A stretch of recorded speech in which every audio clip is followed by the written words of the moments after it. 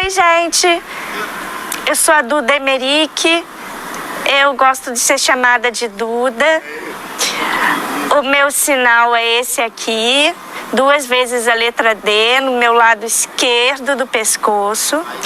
Eu sou uma mulher cega total, estou sentada em uma cadeira, meus cabelos são pretos, ondulados, longos, estão soltos, uso brincos.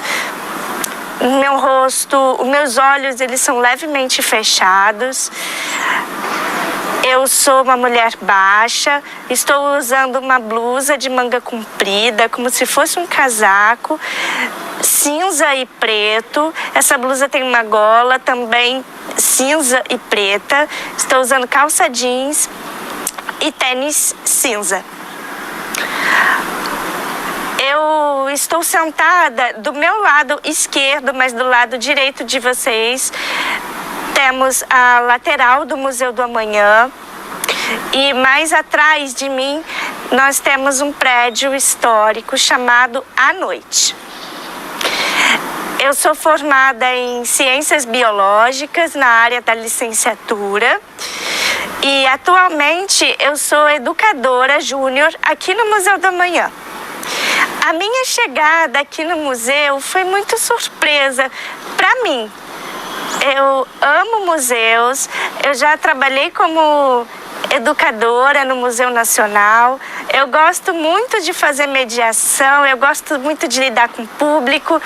E em abril deste ano, no dia 4 de abril, após passar pelo processo seletivo, de enviar currículo e fazer entrevistas, eu cheguei aqui no Museu do Amanhã. A sensação que eu tive é de ter sido muito aguardada. E é uma sensação muito boa, muito gostosa. Me senti muito querida quando eu cheguei aqui. Quando eu cheguei, eu conheci as pessoas, elas se autodescreveram para mim e eu não sabia muito do que esperar quando chegasse aqui. Eu não sabia o que estava me aguardando, mas eu estava muito, e como estou até hoje, muito aberta a novos horizontes, novos olhares, enfim. Então eu fiquei muito feliz quando eu entrei aqui no Museu do Amanhã. Aqui no Museu do Amanhã, no educativo, onde eu atuo, nós temos diversos projetos. Desses quais, alguns eu fui escolhida para estar como ponto focal. 2 deles, um projeto Meninas de 10 anos, que encoraja meninas a se ingressarem na área da ciência, e a gente discutiu sobre mudanças climáticas, emergências climáticas. Eu posso dizer que a gente se engajou porque o projeto já está na sua etapa final. Porque eu gosto muito de lidar com crianças, sabe? E é um público ao qual eu tenho muita afinidade. E também o Entre Museus Acessíveis.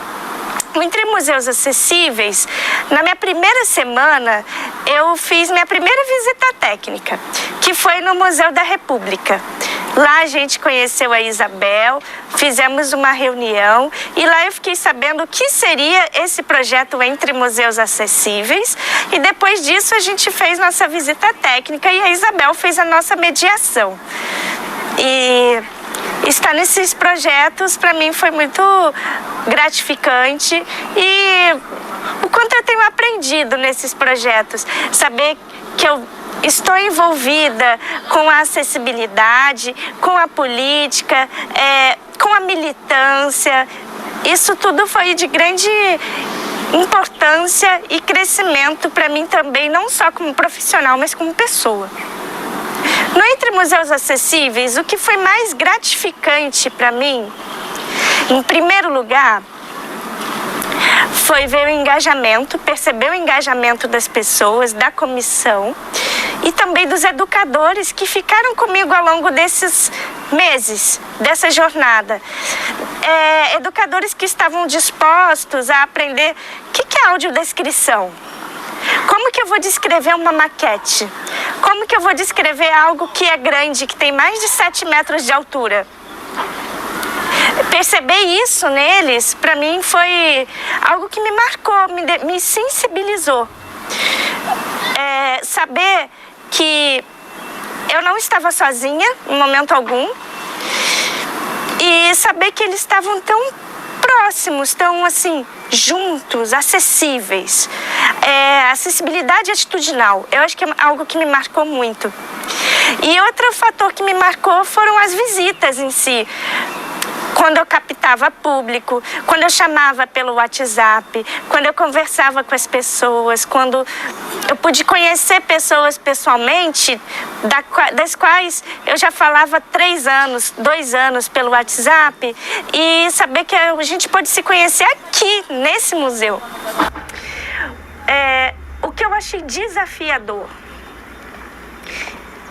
o Cosmos. Para mim, a parte do Cosmos foi uma das etapas mais desafiadoras. E, como eu, cega, como que eu ia poder passar para as outras pessoas esse encanto que as outras pessoas sem deficiência têm quando chegam aqui no museu? Todo mundo sai muito maravilhado com as imagens, enfim, né? A gente é visocêntrico. E como que eu ia passar isso? Como que isso seria passado? Então, para mim, acho que foi um dos maiores desafios, porque eu queria que as pessoas cegas e com baixa visão saíssem dali também maravilhadas, do tipo, uau, planeta Terra, universo, sol, estrelas, bum, explosão. Eu queria que as pessoas saíssem dali maravilhadas, encantadas e... Nossa, gente, esse é o Museu do Amanhã, é o Museu do Pode. Porque a gente escuta nos outros museus... E é uma frase que mexe muito comigo, uma frase que é falada para todo mundo. Não pode, não toque nas exposições, não toque nas imagens, não chegue perto. E isso é algo que, para mim, dói, por mais que seja uma fala simples.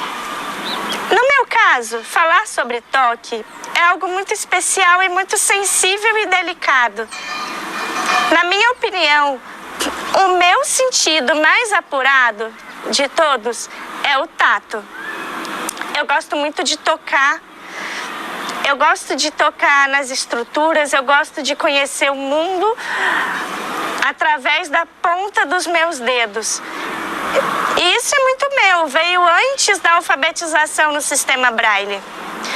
Quando a gente chega aqui no museu, seja educador, seja outro funcionário, a gente faz visitas que a gente chama de integração, para conhecer o espaço onde estamos trabalhando. No meu caso, eu estive com a Camila Oliveira, que trabalha comigo, e ela me levou para conhecer a exposição de um jeito diferente. Então, por que diferente? Porque eu fui, além dela ler para mim aquilo que estava inacessível, ela lia, mas eu pude tocar, eu pude colocar a mão nos próprios totens, nas telas dos horizontes cósmicos, sentir quando a mesa do cubo da matéria é redonda, as mesas dos horizontes cósmicos são redondas, conhecer os cubos, passar a mão no lado externo dos cubos, sentir as maquetes. Isso para mim foi de extrema importância e atenção.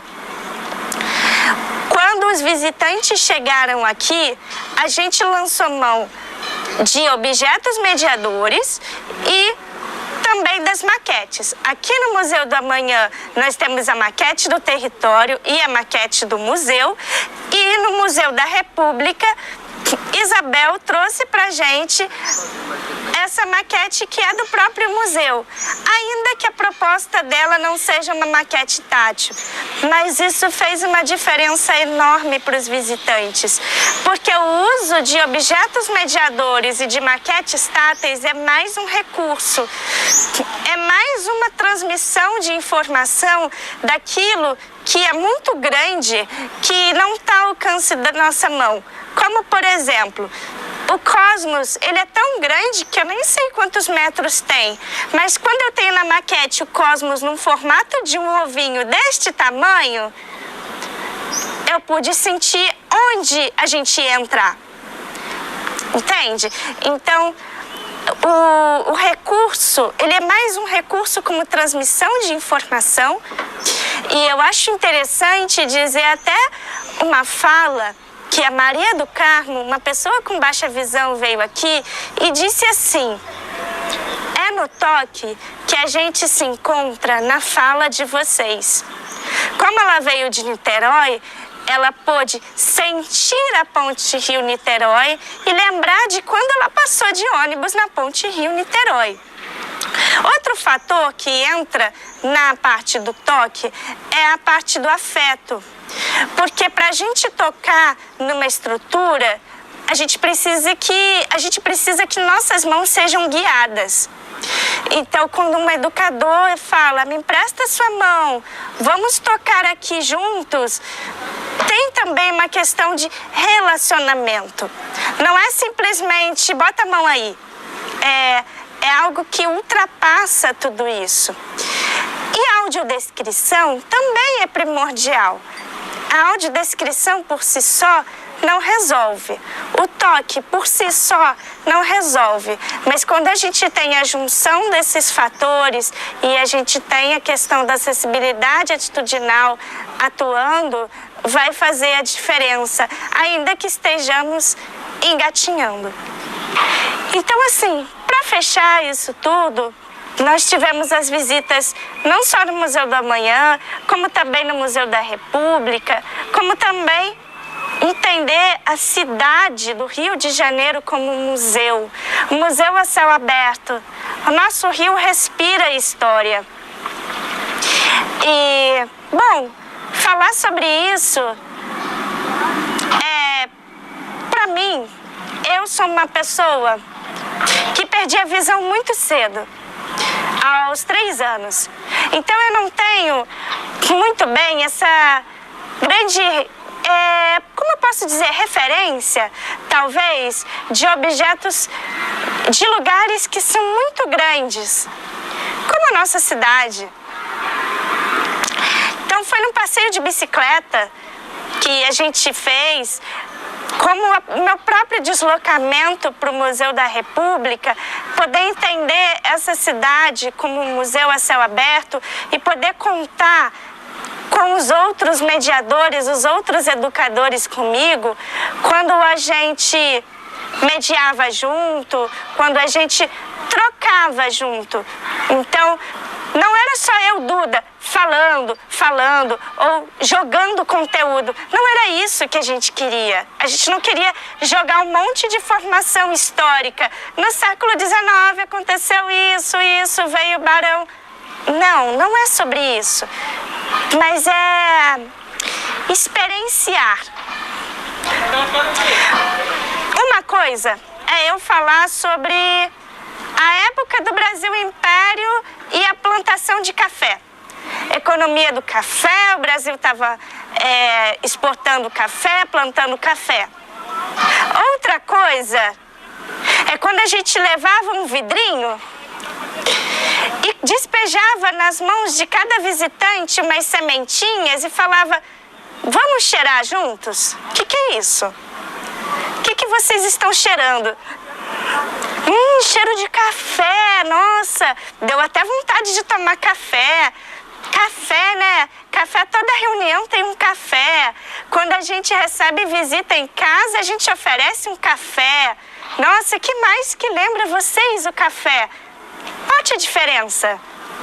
Então, você está proporcionando ali outros sentidos a serem experienciados, a gente falar da história de um ponto, assim, de um jeito mais legal, mais lúdico, mais dinâmico.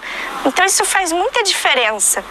E outra coisa que não era só eu que estava falando, também não era só eu construindo um roteiro, mas eu estava junto com os educadores, cada um trazia uma fala, cada um trazia uma frase e juntos a gente fazia uma composição, a gente tinha uma mediação diferente, uma mediação mais unida, sabe? Então eu acho que quando a gente está nesses espaços e quando eu, Duda, me entendo como educadora, mas também me entendo como pessoa com deficiência e me entendo na rua, me entendo que eu também posso pedalar numa bicicleta como qualquer outra pessoa,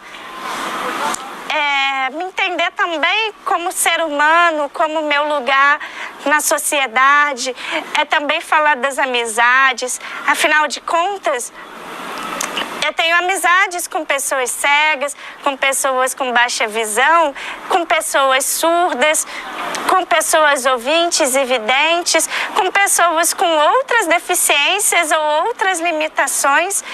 E a partir do momento quando a gente pensa em fazer como diz a professora Márcia Moraes, quando a gente faz junto, é muito melhor do que pessoas sem deficiência fazerem, prepararem um roteiro e dar pronto para mim, dar pronto só mastigado para eu avaliar, do que quando a gente vai pensar num roteiro juntos. É sobre isso, né? Quando eu falo com os educadores e dou ideias também de roteiros e a gente troca experiências, eu ensino, mas eu também aprendo. Eu aprendo com a minha equipe, mas eu também aprendo com as visitas que chegam aqui.